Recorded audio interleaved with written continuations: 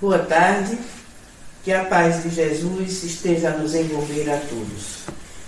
Em nome da Semana da Mulher Espírita Pernambucana, SMEP, da Comissão Estadual de Espiritismo, CEE, e do Instituto Espírita Caetano Coimbra, localizado em Floresta, Pernambuco, que hoje nos recebe para a abertura da 54ª SMEP, dou as boas-vindas a todos os que participam conosco neste evento. O meu nome é Zédina Mara de Castro Lucena Vieira, sou trabalhadora do NED, Núcleo de Estudos da Doutrina Espírita, situado em Campina Grande, Paraíba, e agradeço à coordenação da SMEP o convite para participar de tão importante evento. Não posso deixar de agradecer também à TV Chico Xavier, que, através do meu amigo Ivan Farias, disponibilizou o seu estúdio, de onde lhes falo neste momento, em função de problemas que tive com o acesso à internet na minha casa. Antes de adentrar o assunto da nossa palestra de hoje, Por que estudar Kardec?, é importante apresentar algumas informações sobre a SMEP e sobre a Casa Espírita, que é nossa anfitriã de hoje. E me permito ler.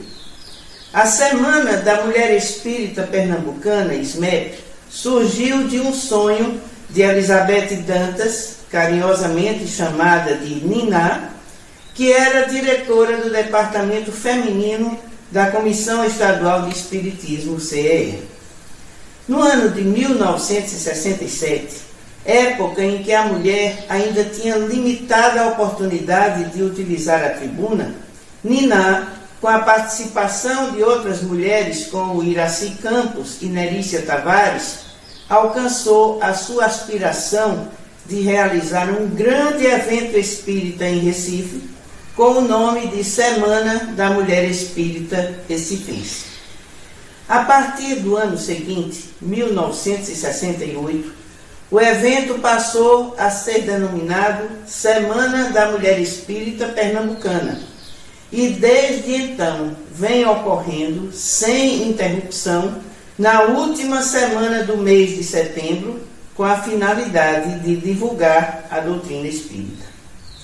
Para a sua realização anual, no segundo sábado dos meses pares, acontecem reuniões para planejamento do evento, tendo lugar no Tabernáculo Espírita Apóstolos de Cristo, TEAC, no bairro da Encruzilhada, em Recife. Essas reuniões são abertas a todas as mulheres espíritas que desejem participar e colaborar com a continuação desse trabalho de amor e dedicação. A nossa instituição anfitriã, o Instituto Espírita Caetano Coimbra, nasceu da iniciativa de um grupo de pessoas interessadas em estudar o Espiritismo na cidade de Floresta, Pernambuco, no ano de 1999. Seus primeiros encontros ocorreram na Vara do Trabalho de Floresta, na sala destinada aos advogados, que não era utilizada e estava desocupada. Ali, além de estudar o Livro dos Espíritos e o Evangelho segundo o Espiritismo, o grupo começou a debater as diretrizes para a sua formalização, que veio a acontecer em 15 de julho de 2000. Caetano Coimbra, que dá nome à instituição, foi um estudioso da doutrina espírita, escritor, redator do Mensário Espírita durante longos anos, diretor da Comissão Estadual de Espiritismo e tinha por meta interiorizar o movimento espírita em Pernambuco, estimulando a formação de centros nas cidades do interior, criando, inclusive, a Exames, Associação Municipal Espírita, seguida do nome da cidade. A escolha do seu nome, portanto, é uma homenagem a um grande trabalhador do movimento espírita de Pernambuco. A casa fica localizada à rua Alcina Torres de Araújo, sem número, primeiro andar, sala 1, centro, Floresta, Pernambuco, e suas reuniões de estudo das obras de Kardec são realizadas semanalmente, de segunda a quinta-feira e no sábado, sempre das 20 às 21 horas. E chegamos à nossa palestra de hoje. Como visto no cartaz de abertura, o tema central desta SMEP é Começando pelo Começo. E oficialmente, o começo de tudo ocorreu no dia 18 de abril de 1857, quando foi publicada a pedra fundamental do Espiritismo, o Livro dos Espíritos. E para entender melhor a importância dessa publicação, vamos, com a ajuda de Emmanuel, André Luiz e outros espíritos que tanto nos ajudaram na literatura espírita, tentar contextualizar o surgimento da doutrina espírita em termos da história da humanidade e do pensamento. Se fizermos um paralelo entre os estágios de crescimento de um determinado indivíduo e a história da humanidade, nós vamos ver que, tal como a criança nos primeiros meses de vida, o homem primitivo se preocupou basicamente em atender às suas necessidades físicas. Depois, como o bebê que começa a engatinhar e vai explorando a casa onde mora, o homem procurou conhecer o ambiente em que vivia, aprendendo a utilidade de cada coisa, vendo o que podia dominar e o que devia temer. Qual a criança que começa a andar, o homem ampliou seus horizontes, passando a criar utensílios e armas que lhe facilitassem a vida. A criança aprende a falar e o homem criou a comunicação escrita, registrando os fatos relevantes de seu modo de vida, de maneira a deixar para as futuras gerações os resultados de suas experiências. A criança começa a se ver como um indivíduo no despontar da personalidade e o homem se voltou a estudar o seu próprio organismo. A criança chega à adolescência questionando os valores que recebeu durante a infância e buscando construir a sua própria escala de valores, e o homem começou a se perguntar sobre a sua origem, o seu destino e o sentido da vida. E essa é a fase crucial. Porque se é em função das respostas que encontra para os seus problemas de adolescente que o indivíduo vai se tornar um adulto ajustado ou não, também é em função das respostas que elabora que a humanidade vai ou não ser capaz de entender a amplitude do seu destino. Ao longo da história da humanidade, portanto, foram muitos os sistemas filosóficos desenvolvidos, confundindo-se, na maioria das vezes, com os sistemas religiosos adotados para explicar o mundo e o homem ao próprio homem, com base, evidentemente, em conceitos adequados ao conhecimento de cada época. Os mais antigos desses sistemas surgiram a partir de 6.000 anos antes de Cristo, na Índia Védica e depois na Índia Bramânica, que irradiaram os princípios básicos do budismo. Também no Egito Antigo, onde a vida era uma celebração da vida além-túmulo, e depois na China, com o taoísmo e o confucionismo. Por volta de 1.500 anos antes de Cristo, surgiu Moisés, como o condutor de um povo destinado a traçar as linhas de um novo mundo a partir dos 10 mandamentos da lei divina, os quais trouxeram todo um sistema moral baseado na ideia do Deus único. E conforme nos fala Herculano Pires, a partir da fusão dos princípios sagrados com as lendas religiosas dos povos antigos, surgiu o Código Hebraico, a Bíblia, a grande síntese dos esforços da antiguidade na direção do Espírito, e que, na realidade, se constitui na primeira revelação cristã, visto que todo o Antigo Testamento já anunciava a vinda do Messias para salvar a humanidade. Continuando esta nossa viagem pela história do pensamento, chegamos ao século VI a.C. e vamos encontrar a época áurea do pensamento grego, primeiramente com Sócrates, cuja filosofia tem finalidades práticas e morais, defendendo que o homem age em função do seu conhecimento.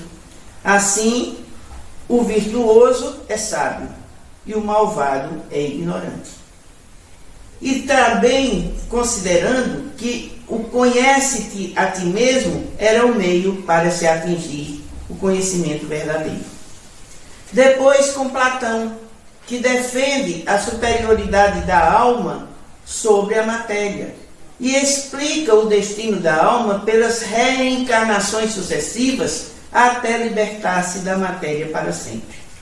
Finalmente, com Aristóteles, que através de uma sólida demonstração racional conclui pela existência de Deus, o ser perfeito, autossuficiente, razão da existência de tudo o mais. Por volta do século III a.C., com a conquista romana da Grécia, os filósofos gregos afluíram para Roma, e essa filosofia voltada à moral exerceu grande influência sobre o pensamento latino, concretizando-se na sua obra primordial, o direito romano, que é a base de todo o direito que nós conhecemos hoje. Nos séculos seguintes, Roma praticamente dominava todo o Ocidente conhecido e parte do Oriente. E os valores predominantes eram aqueles referentes ao poder, às conquistas e ao material. E é quando surge um revolucionário que vem colocar em xeque esses valores. Jesus, com a sua filosofia de amor, traz ao mundo uma nova concepção da vida, ampliando os horizontes e colocando o homem sob a verdadeira perspectiva de espírito encarnado caminhando em direção a Deus. Mostrando que havia coisas mais importantes que os bens e prazeres mundanos, Jesus revelou aos homens que o seu destino era algo muito maior do que apenas nascer, viver e morrer. E contrapondo-se ao poder dos rabinos, ele nos mostrou que valia muito mais ter amor no coração do que ser doutor em leis. E pregou amor, exemplificando esse amor, amparando todos aqueles que lhe passaram pelo caminho. Crucificado, aparentemente vencido pelo poder humano, Jesus mostrou que a morte não é o fim, que a carne não passa de uma vestimenta do espírito, que este sim é imortal. A mensagem de Jesus constituiu-se em tão grande marco para a humanidade, que todo o mundo ocidental adota o conceito de antes e depois de Cristo para referenciar fatos históricos. Entretanto, a humanidade não tinha condições de entender essa mensagem por completo, de forma que, como consta no Evangelho de João, capítulo 14, versículos de 15 a 17, Jesus faz a seguinte promessa: se me amais, guardai os meus mandamentos, e rogarei a meu Pai, e ele vos dará outro Consolador, a fim de que fique eternamente convosco. O Espírito da verdade, que o mundo não pode receber, porque não o vê e absolutamente não o conhece. Mas, quanto a vós, conhecê-lo-eis, porque ficará convosco e estará em vós. O Evangelho é, desta forma, a codificação da segunda revelação cristã, complementando e dando um sentido maior à revelação feita através de Moisés. E, assim como na Bíblia já se anunciava o Evangelho, neste já há a predição de um novo código, o Código do Espírito da Verdade. Mas, como naquela época a humanidade ainda não havia atingido a maturidade necessária, continuou a sua busca por respostas. E o primeiro século da era cristã foi palco da vitória do cristianismo sobre o paganismo, com o ensinamento sendo dado com base no Evangelho e culminando com a implantação da Igreja Católica Romana. Nos séculos seguintes, foi desenvolvido todo um sistema filosófico e teológico para justificar a existência dessa igreja e o seu poder. Foram criados os dogmas para aproximar o cristianismo do paganismo, de maneira a aumentar o número de adeptos, e foi estabelecida a predominância do poder da igreja sobre o poder temporal. Por consequência, a Idade Média, também conhecida como Idade das Trevas, um período compreendido entre o século V e o século XV, foi caracterizada pela forte influência da igreja em todos os aspectos da vida civil, com o clero assumindo a assistência hospitalar, a agricultura, o comércio e a instrução cultural, criando inclusive universidades como a de Paris, na França, a de Salamanca, na Espanha, e a de Oxford, na Inglaterra, dentre outras. Como enfatiza Emmanuel no livro A Caminho da Luz, nessa fase, tanto a ciência quanto a filosofia estavam totalmente escravizadas à teologia. Então, senhora absoluta de todas as atividades do homem, com poder de vida e morte sobre as criaturas, conforme os direitos absurdos do Tribunal de Inquisição. No século XVI, enfim, começa a Idade Moderna com a Renascença, a qual se caracterizou por duas tendências filosóficas em oposição à Igreja Católica Romana. O humanismo, ou seja, o endeusamento do homem numa tentativa de retorno ao paganismo, e a Reforma Protestante, que tentou resgatar os valores do cristianismo primitivo. Para se ter uma ideia daquilo que Lutero combatia, em 1518, o Papa Leão X criou o livro das taxas da Sagrada Chancelaria e da Sagrada Penitenciária Apostólica, onde se encontrava estipulado o preço da absolvição de todos os pecados, desde aqueles mais banais, mais simples, até os crimes mais hediondos, em total desacordo com a mensagem dada por Jesus. Durante toda a Idade Moderna, então, vai se encontrar essa dualidade de pensamento, com parte da humanidade buscando respostas nos valores religiosos e a outra parte cultuando a razão humana, até chegar ao iluminismo francês, que, pregando que a razão deveria predominar sobre tudo e todos, terminou por ocasionar a Revolução Francesa, conhecida pela impiedade com que foi conduzida. Chegamos então à Idade Contemporânea, que se inicia logo após a Revolução Francesa e se prolonga até os nossos dias. Assim, o século XIX começa sob a grande influência do materialismo ateu, que elevava o homem à qualidade de criador e legislador absoluto. No início da segunda metade desse século, devido ao grande progresso das ciências naturais, principalmente a fisiologia e a biologia, surge o naturalismo, o positivismo, que tenta explicar o mundo e a vida a partir dos princípios e métodos das ciências. Por exemplo, considerando que o pensamento humano era uma secreção material do cérebro. Foi também nessa época que surgiu o chamado materialismo histórico, base do sistema marxista-leninista e que viria a ser o motor da sangrenta Revolução Russa no início do século seguinte. É então, nesse ambiente filosófico de cunho materialista, que ocorre a terceira revelação cristã, a revelação espírita, para libertar o homem dos dogmas da igreja e explicar o mundo e a vida numa verdadeira aliança entre a razão e a fé.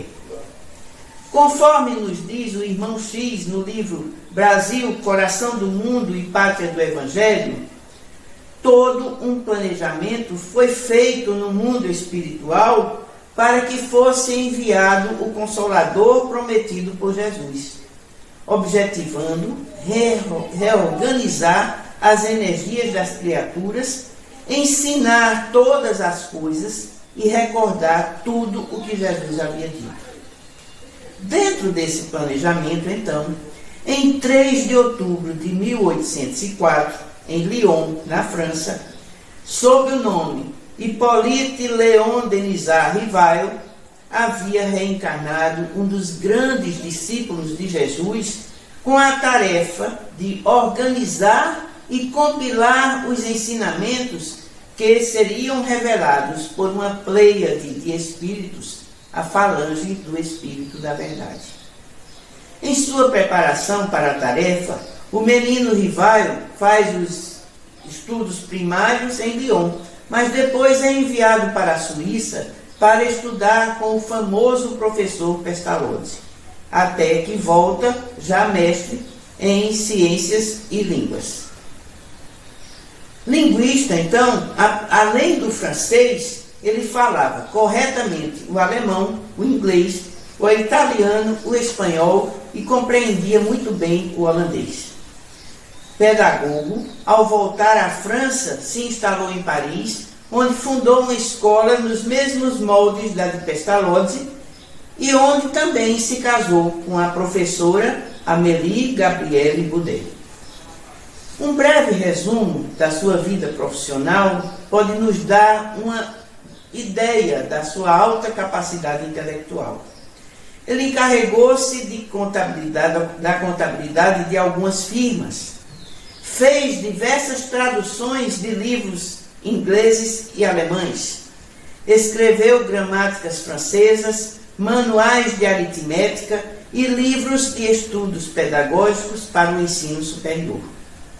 No período de 1835 a 1840, organizou na sua própria casa cursos gratuitos de Química, Física, Astronomia e Anatomia Comparada.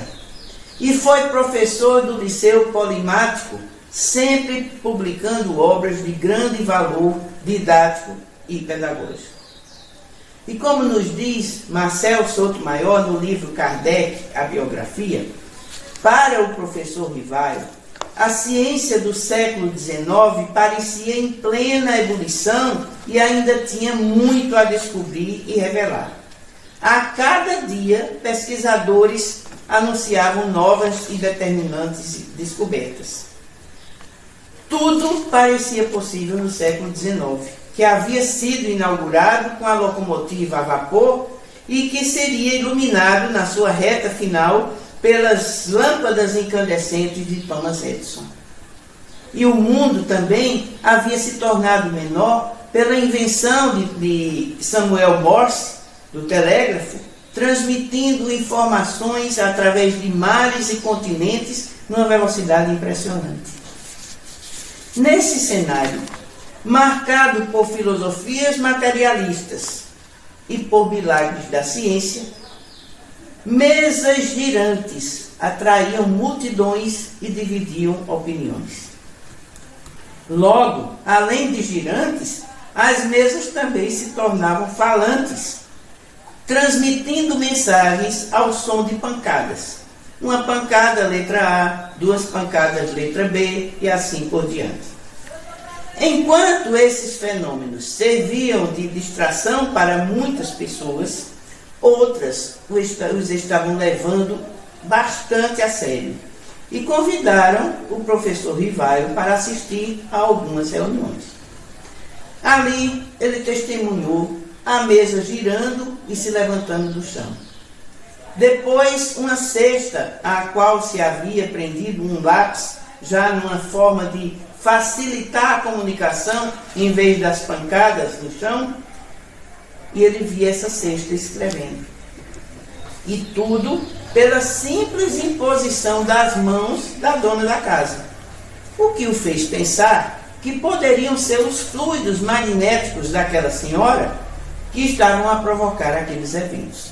Então, havia necessidade de refletir e pesquisar mais. Embora com grande esperança, era com ceticismo que o professor Rivaio buscava decifrar a lógica que estava por trás daqueles eventos. E usou para isso o lema de Pestalozzi: observar, comparar e julgar. Assim, além da ajuda de duas médiuns de 14 e 16 anos, Caroline e Julie Boudin, entrou em contato com médiuns diversos em várias partes da França e em outros países, fazendo as mesmas perguntas e verificando se as respostas coincidiam. Começa então a se delinear toda uma descoberta, com respostas a perguntas existenciais como: quem somos nós? De onde viemos? Para onde vamos? Qual a causa das desigualdades sociais? O que é que há depois da morte do corpo físico? Dentre tantas outras. Evidenciando, sem sombra de dúvida, a existência de uma inteligência a comandar aqueles fenômenos. Em 30 de abril de 1856, Kardec tomou um verdadeiro... Em 30 de abril de 1856, Rivaio tomou um susto durante uma daquelas reuniões. A cesta se virou na sua direção, como se estivesse apontando para ele, e o lápis escreveu: quanto a ti, Rivaio, a tua missão aí está. És o obreiro que reconstrói o que foi demolido, numa evidente referência ao cristianismo. E assinou: o Espírito da Verdade. Em junho do mesmo ano, o Espírito da Verdade tornou a se comunicar e detalhou essa missão. Caberia a Rivaio organizar e divulgar uma nova doutrina capaz de revolucionar o pensamento filosófico, científico e religioso. Aceita a tarefa, Rivaio a ela se dedicou, adotando o formato muito típico da filosofia clássica de listar perguntas e respostas numeradas. Ao todo, 501 diálogos curtos sobre os mais diversos temas e 916 blocos de perguntas e respostas. Como bem ressalta Haroldo Dutra, o fato espírita nasceu com a humanidade. Não foi criado por Kardec e muito menos pela pleiade do Espírito da Verdade. Há registros de comunicação entre espíritos e pessoas encarnadas em diversos livros sagrados, incluindo a Bíblia, bem como nas obras de vários filósofos, poetas e escritores, como, por exemplo, Shakespeare. E foram os espíritos que, respondendo aos questionamentos feitos por Rivaio, explicaram os fatos. Ao professor coube apenas, e não é apenas de uma tarefa simples, mas coube a sistematização, a codificação da nova doutrina, colocando essas explicações de uma forma didática, pedagógica, exatamente como ele havia se preparado para fazer ao longo daquela encarnação. E chega o momento de, seguindo as orientações do Espírito da Verdade, preparar o texto de apresentação do livro, de dar nome e sobrenome à nova doutrina. E assim o professor inicia o prefácio do Livro dos Espíritos dizendo: para se designarem coisas novas, são precisos termos novos. E continua: em vez das palavras espiritual e espiritualismo, ou seja, para evitar confusão quanto ao significado, empregamos os termos espírita e espiritismo, de forma que não há espiritismo sem Kardec, visto que foi ele quem criou esse neologismo, essa palavra nova para identificar a nova doutrina. Continua: os adeptos do espiritismo serão os espíritas ou espiritistas. E além da nova denominação para a doutrina ditada pelos espíritos, o professor, com o aval da espiritualidade, adota o nome de Allan Kardec, que mais tarde ficaríamos sabendo ser o nome que ele tinha tido numa encarnação junto aos druidas, como forma de evitar qualquer personalização da doutrina, visto que ele era uma pessoa bastante conhecida nos meios acadêmicos da França. Assim, todas aquelas diferentes correntes filosóficas desenvolvidas ao longo de toda a história da humanidade haviam sido necessárias para permitir o amadurecimento do pensamento humano de forma a torná-lo capaz de compreender a verdade. E como dissemos, com a publicação do Livro dos Espíritos, no dia 18 de abril de 1857, nasce a doutrina espírita. E já nasce tríplice: é filosofia, é ciência e é religião. No aspecto filosofia, Kardec esclarece: este livro foi escrito por ordem e sob ditado dos espíritos superiores, para estabelecer os fundamentos de uma nova filosofia, cuja força está no apelo que faz à razão e ao bom senso. E traz dessa forma respostas a problemas existenciais quanto à origem, ao sentido da vida, explicitando especialmente as relações entre o mundo espiritual e o mundo material. No aspecto ciência, o codificador esclarece que o espiritismo é uma ciência que difere da ciência propriamente dita, visto que o seu objeto não é a matéria, mas o espírito, razão pela qual deve ter os seus próprios métodos. Então, deve-se entender a ciência espírita como o exame dos fatos espíritas, no sentido de concatená-los. O aspecto religioso da doutrina espírita aparece desde a primeira página do Livro dos Espíritos, que se inicia com a definição de Deus, a inteligência suprema, causa primária de todas as coisas. Então, esse Deus universal não é só o Deus dos espíritas, mas é o Deus dos muçulmanos, dos católicos, dos evangélicos, dos judeus, etc. É o Deus que criou cada um de nós, mas criou também os nossos inimigos. É um Deus cósmico. Mais adiante, na questão 625, há a pergunta: qual o tipo mais perfeito que Deus ofereceu ao homem para lhe servir de guia e de modelo? A resposta é direta: vede Jesus, fazendo assim a devida conexão do espiritismo ao cristianismo.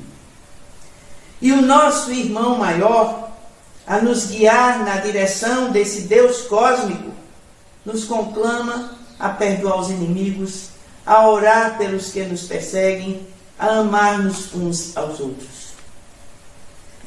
Importante entender que Kardec considera o Espiritismo uma religião no sentido filosófico do termo, de religação do homem com Deus. E nessa religação, o Espiritismo cumpre a promessa de Jesus quanto ao envio do Consolador, ressuscitando o ensino do Mestre em toda a sua pureza, lançando luzes sobre o verdadeiro sentido das palavras de Jesus, com a finalidade precípua da recuperação, da regeneração moral dos homens, da reforma íntima através de uma fé raciocinada, apoiada na razão e na lógica. O Livro dos Espíritos, além de marco inicial da doutrina espírita, é o seu núcleo central, o seu arcabouço geral. Desta maneira, se quisermos entender e viver os conceitos do Espiritismo, temos realmente de começar pelo começo, estudando-o. No entanto, para complementar e aprofundar os ensinamentos da espiritualidade superior, necessário se fez o detalhamento de algumas matérias ali contidas. Assim, além do Livro dos Espíritos, outros 4 livros completam o que se convencionou chamar de a codificação espírita. O Livro dos Médiuns, que trata especificamente da parte experimental científica da doutrina, sendo, de acordo com Kardec, um repositório de instrução prática a todos que estejam em condições de ver e observar os fenômenos espíritas. Depois, o Evangelho segundo o Espiritismo, em que são estudadas as máximas morais de Jesus, de acordo com o Espiritismo, e a sua aplicação nas diversas circunstâncias da vida. O céu e o inferno, ou a justiça divina segundo o Espiritismo, que trata dos problemas referentes às penas e aos gozos terrenos e futuros, inclusive com a discussão do dogma das penas eternas, dentre outros. E a Gênese, os milagres e as predições segundo o Espiritismo, que discorre sobre a formação e desenvolvimento do globo terrestre e traz a explicação espírita de passagens evangélicas referentes a milagres e predições.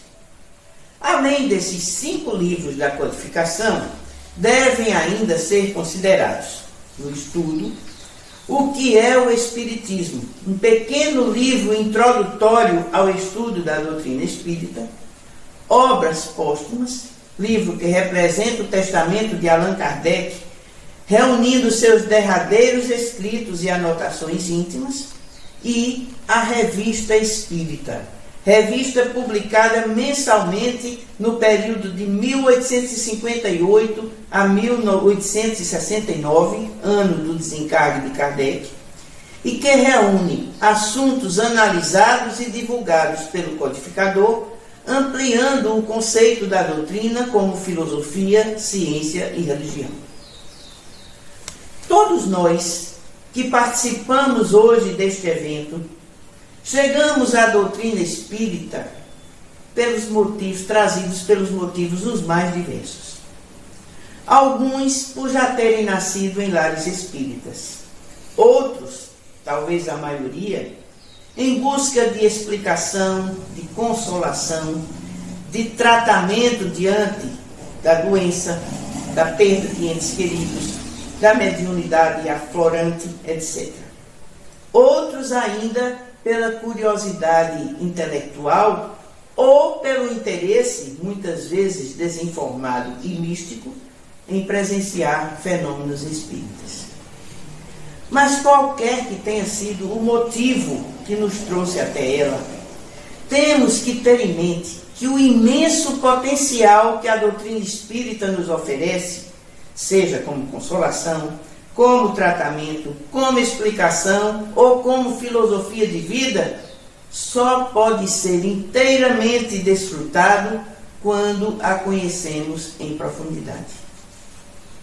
É esse conhecimento que permitirá que entendamos as leis naturais que regem a nossa existência, colocando-nos na condição de herdeiros de nós mesmos e de construtores do nosso futuro. É esse conhecimento que nos dará a oportunidade de desenvolver a fé inabalável, capaz de enfrentar cara a razão, no dizer de Kardec. E é esse conhecimento que irá nos permitir pautar as nossas vidas pelo código moral universal que nos foi traduzido por Jesus e implantar o reino dos céus em nossos corações. E para dar mais um passo em direção a esse conhecimento, convidamos a todos para acompanhar todas as palestras que terão lugar ao longo desta 54ª SMEP, começando pela palestra de amanhã à noite, às 20 horas, a ser proferida por Catarine Delgado sobre o tema O Livro dos Espíritos marca o início de uma nova era, e que poderá ser acessada pelo Instagram @smep.2020. Para encerrar este nosso encontro virtual, lembremos o que nos diz o Espírito da Verdade no capítulo 6 do Evangelho segundo o Espiritismo. O Espiritismo é o supremo apelo de Deus aos vossos corações. E mais adiante ele continua: instruí-vos na preciosa doutrina que dissipa o erro das revoltas e vos mostra o sublime objetivo da aprovação humana. E, elevando o nosso pensamento ao alto neste instante, peçamos a Jesus, nosso mestre e irmão maior, que nos ajude a atender esse apelo, a compreender a verdade revelada, de forma que possamos nos tornar vencedores de nós mesmos, cumprindo com o nosso destino de espíritos imortais. Muito obrigada pela sua atenção e uma excelente Semana da Mulher Espírita Pernambucana para todos nós.